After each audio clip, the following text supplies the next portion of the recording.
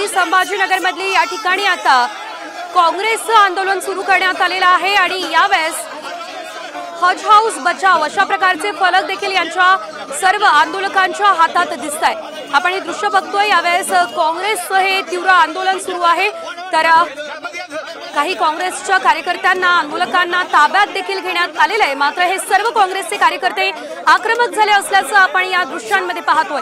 संभाजीनगरमध्ये आता काँग्रेस आक्रमक झालेली आहे आणि हे आंदोलन केलं जात आहे। अधिकची अपडेट घेऊयात आमचे प्रतिनिधी माधव सावरगावे यांच्याकडून। माधव, हे आंदोलन केलं जात आहे, कशा संदर्भात आंदोलन होत आहे, सविस्तर माहिती।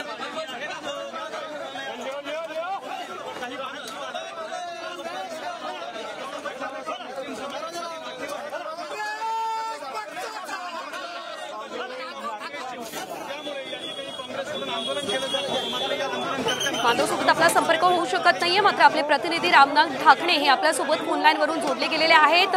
नेमकं कशा संदर्भात हे आंदोलन केलं जात आहे, या काँग्रेसच्या सर्व आंदोलकांची मागणी काय आहे, सविस्तर माहिती।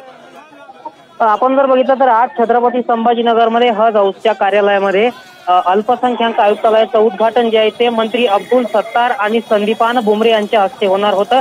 मात्र या ठिकाणी हे आयुक्तालय नको अशी प्रमुख मागणी काँग्रेसच्या कार्यकर्त्यांनी लावून धरली होती आणि त्या अनुषंगाने हे आंदोलन करण्यात आलेलं आहे। आणि आपण जर बघितलं तर काही आंदोलकांना पोलिसांनी आता ताब्यात घेतलेलं आहे।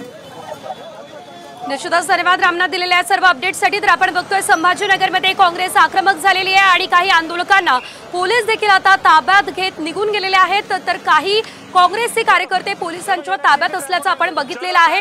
अल्पसंख्याक आयुक्त कार्यालयाला विरोध यावेळेस करण्यात आलेला आहे। संभाजीनगरमध्ये काँग्रेसने या विरोधात आता तीव्र आंदोलन सुद्धा सुरू केलेलं आहे। आज या कार्यालयाचं खरं तर उद्घाटन करण्यात आलं आणि त्यानंतर संपूर्ण परिस्थिती जी आहे ती चिघळली आहे, हे आपण पाहू शकतोय। मोठा पोलीस बंदोबस्त, पोलिसांचा मोठा फौजफाटा या कार्यालयाबाहेर तैनात असल्याचं आपण बघतोय।